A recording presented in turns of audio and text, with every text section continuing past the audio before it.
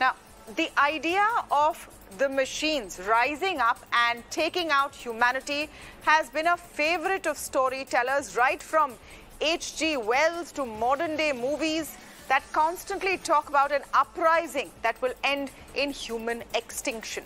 Well, that narrative has moved out of the storybook and into our lives now. 3 days ago, 350 tech wizards, including the man who created ChatGPT, have written an open letter. The letter is just one line, and I will read it out for you. It says, mitigating risk of extinction from AI should be a global priority alongside other societal scale risks like pandemics and nuclear war. It's not just Sam Altman of OpenAI. Elon Musk and many others working on AI have made a similar appeal in April. They've asked for a pause on the development of artificial intelligence, saying it could have disastrous consequences. So what is this AI or artificial intelligence that everyone is so scared of? It is essentially a machine system that displays human-like intelligence. It uses algorithms to recognize patterns and predict action. It assimilates huge amounts of data to reach the right outcome. Let me give you a few examples. Siri or Alexa, these are forms of AI. The chat box you text with if you want a refund on an app, that's AI. Facial recognition on your phones, again, AI. And the most recent phenomenon which started this fear factor, ChatGPT. The AI-powered chatbot that writes poems, stories, cracks exams, and can even write computer code. In fact, it is ChatGPT that has started off the panic. Now, ChatGPT, created by OpenAI, was released in a test form in November last year. Immediately, the world was enamored. We did a show on it right here on Beyond the Headline. Everyone was so excited about this application that behaved and responded like a human. It learned your patterns and customized your answers. Soon, there was a rush of companies wanting to either develop something like ChatGPT or use it in their businesses to innovate and cut costs. Billions are already being invested in creating more and more sophisticated versions of this AI. In fact, the next version of ChatGPT, which is GPT-4, is already out. So it sounds good, right? No. This has sparked panic, with tech giants largely saying that it will cause civilizational destruction. So what's the fear? Well, massive job losses is definitely one. If AI takes all the jobs, what will people do? Will it cause a breakdown in society and strife? What is the level of fear this will cause? Then again, there's the concern about doctored images, of deep fakes, where you can create videos of celebrities and world leaders or an attack happening somewhere, which is just not true. It's fake news multiplied with massive tools. Imagine the extent of chaos that can cause. And these are just a few of the concerns that we've seen. But are these concerns overblown or are they real? Is this a technology whose time has come, and can we really control the beast? To speak on some of these issues, I'm joined now by Nikhil Pava, founder of Medianama and digital rights activist. Lloyd Matthias, technology executive, is with me on the show today. Ankush Sabharwal, founder and CEO of CoRover. He's also designed the Ask Disha application for IRCTC. He's joining us today. Kanishk Gaur, cybersecurity expert, also is with us on the show. Welcome to all of you, and thank you so much for speaking with us. Kanishk, I'm going to begin with you and understand whether, in your view, these fears are justified. It sounds a little hyped if you look at it at the face of it. What are Sam Altman and Elon Musk so worried about? Sam Altman and Elon Musk are worried about how generative AI can be misused today for fake news, for misinformation. A few days back, we saw an image on Twitter where it showed that there was an attack on US Department of Defense and stocks of a lot of defense companies went down. And after 30 minutes, we learned that this was a fake news. So fake news can impact economies. It can impact stock of defense companies, that's a big risk. It can also cause havoc. It can cause misinformation, fake news, information warfare. How do you control all of that? Generative AI today can be misused for creating fake content and making it viral. That's the reality that we are living in today. Election interference, we have spoken about it in the past, but that's the reality. You can create fake videos, you can use false text, and then just blow it out of proportion. How do you control all of this? Where is the regulation? Where is the framework? That's completely lacking. Everyone is talking about, oh, how it can be used can create so much of new uh, new kind of jobs, new kind of content. You don't need creators, but this is the risk that we are living in our society today, and it must be addressed. Isn't fake news already a risk we face? Fake news is already a risk we face. And we're already dealing with it. But you have somebody who can write the fake news for you. You don't need people to write fake news. You already have a ChatGPT which can create a fake news for you and make it viral. It can put out all sources that you search. You can pick out various places where you want this to be put out. So that's the big risk. It just makes it easier. You know, just the irony of it, and I'm coming to you next, Nikhil Pahwa. Today there was a fake news about AI, which said that a US defense practice in a simulation saw AI killing the human override. I'm still not sure. Last I checked, it was fake news. I still don't know. I can't tell any more. But this is an example of how scary things can get. Do you think the fear is justified, Nikhil Pahwa? I think, Tamanna, that article was about it killing the human controller or the overseer, not necessarily an override, because the objective that was given to it was to destroy a particular target, and it was finding all ways and means of it being prevented from doing that, because its primary objective was already defined, right? So it's like having a car with an accelerator on at all times and no brakes in the vehicle. The thing is that we need to put the brakes in the vehicle. And so there is a need for regulation, but there's also, I think there's also not necessarily a need to panic about this, because, because we can't ban AI or generative AI. The open source libraries are out there, the models are already available, people are already experimenting with it. You ban some of the larger players like OpenAI, or you put a ban on the or you prevent the development for now, but that's not going to stop someone else from continuing to develop the tech. So there's no single AI. There are different use cases, there are different data sets, different language models, different outcomes, and you have to regulate for those outcomes. So for example, the usage for killing, absolutely, which impacts our right to life, should absolutely be banned. If there are drones, autonomous vehicles, in this simulation, just to understand, Nikhil, in this simulation, did the AI actually kill the human controller or not in the simulation? It did, because the guardrails were not there. So, for example, Asimov's laws of robotics, specifically the first law of robotics is don't harm a human being and ensure a human being does not come to harm, right? So if you have laws governing AI in the code that say that certain outcomes should not happen, then they will not happen, because it's essentially a machine that's executing an action. It's if you build in protections into the tech, the likelihood is that it's going to abide by those restrictions and those protections. If you don't have overrides, if you say, oh, there's only one target, which is to destroy something, then it'll basically go and destroy something, and anything that's getting in the way, it'll destroy that to prevent it from meeting its objective. It's a machine. So let's not forget that these are machines. They abide by directions that are given to them. Those directions could be generated by AI, and they could be generated by humans.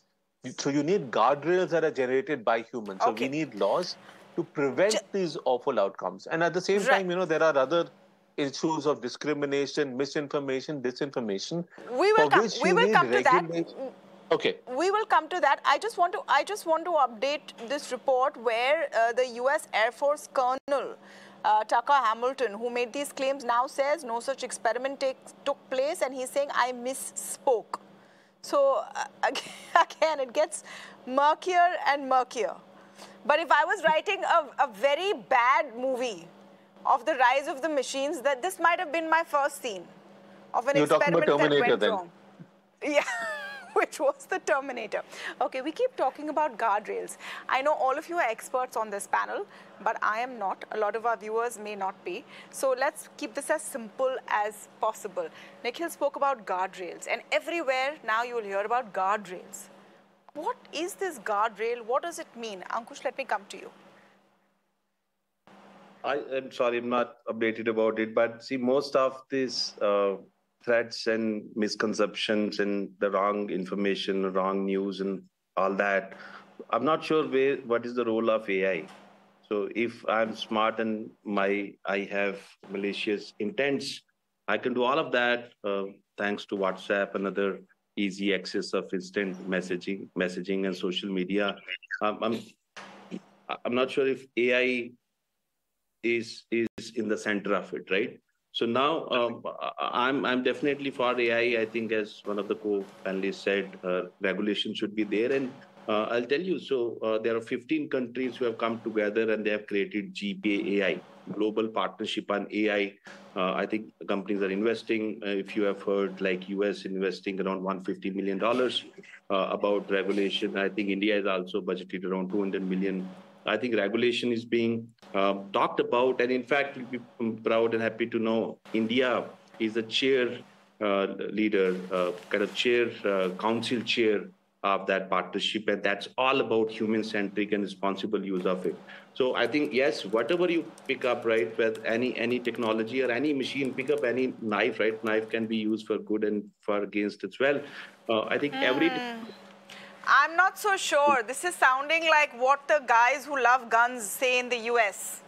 It's not the gun, it's the person who wields them. Yet you have every day and very often stories of kids walking into schools and firing at their classmates. I don't know, Nikhil, you wanted to finish your point and come in on this. Let's talk about guardrails. What are the guardrails? And can you really place guardrails on something which seems to be growing at a pace even the brightest minds on this planet don't understand? So for example, so when the regulation has to come in, it has to look at multiple levels, right? One of them is, for example, the impact on the right to life. And so you can build into code that, that, for example, that it should not kill, thou shalt not kill, can actually build into it. You have to have, for example, protections regarding discrimination. You have to have protections regarding, for example, doxing or publicly disclosing private information related to individuals. You can have protections regarding regarding copyright violations. So you don't regulate AI as a regulation for AI, but you take existing types of regulation like for consumer protection, discrimination, copyright violation, data protection, and you build in those safety standards into the way your models operate. And those learning models can be taught to not go beyond certain boundaries. Of course, you always run the risk that someone can come in, take the same model, and then remove those guardrails, which is where you need regulations that make sure that people who remove those guardrails are essentially prosecuted for doing so. So there are going to be hard regulations, so things that are absolutely banned. There are going to be softer regulations where things are for example, have basically penalties attached to them. There are going to be regulations that will basically will be civil penalties, like for copyright violation. You will have instances where there are self-regulatory mechanisms where you will tell the companies that on these specific instances where we don't necessarily need government regulation, you have to make sure you don't cause harm. And then you have to have the flexibility to update those regulations as you see the technology involving, the use cases Okay. evolving, because also it's very, very important for India to have AI development take place over here. No, And of I course, can of get course. into It's those like details about the positive side of we it will, later. we will. But I want to stick to the basics for now. So we've talked about guardrails or rules and regulations, so that the worst of a movie plot doesn't happen. The machines rise and they cause chaos and etc. But what about the side effects, Lloyd, Matthias? The concern, which we're already seeing, is about jobs. IBM has already said that they're going to replace at least 8,000 jobs with AI.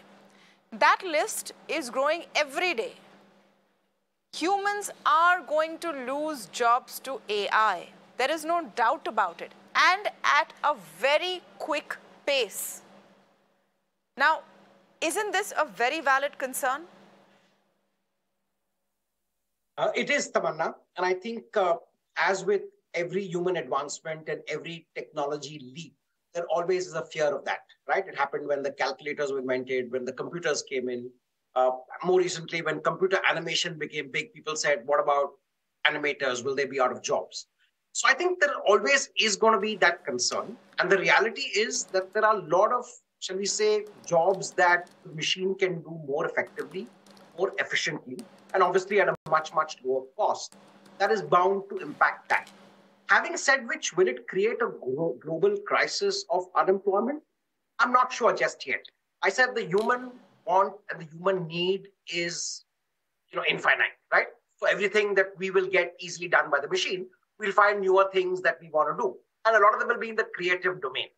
But just to use the bogey of the fact that unregulated AI can be disastrous, and I totally concede the point, I think Nikhil articulated it well, to prevent, or rather at this stage, to hold back a lot of the positive development, the good thing that predictive analytics is doing to business, the good thing that text-to-speech is doing for people who are, let's say, visually impaired, or people who got certain issues, or let's say the things that image recognition does, right? Now there are good and bad sides to it. Like when a bad actor gets hold of image recognition, things could happen.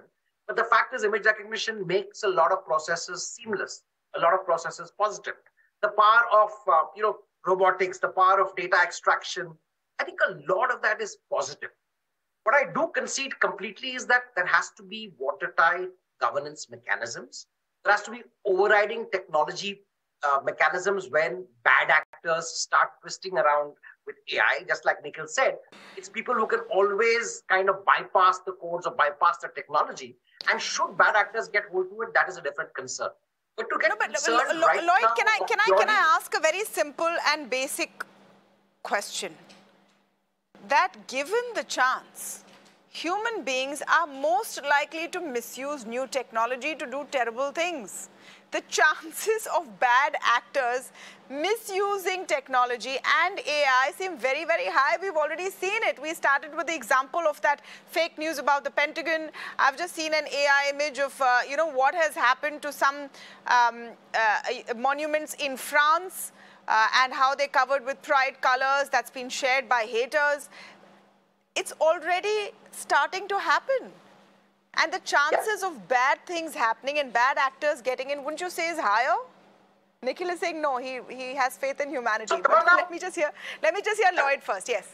Yes, Tamanna, my point is, like I said, with everything, there's always a part of it being overplayed. And the reality is that regulation will always play catch up to an extent, right? So there always is a case. When the telephone was invented, someone never foresaw the fact that someone's going to make hoax bomb calls.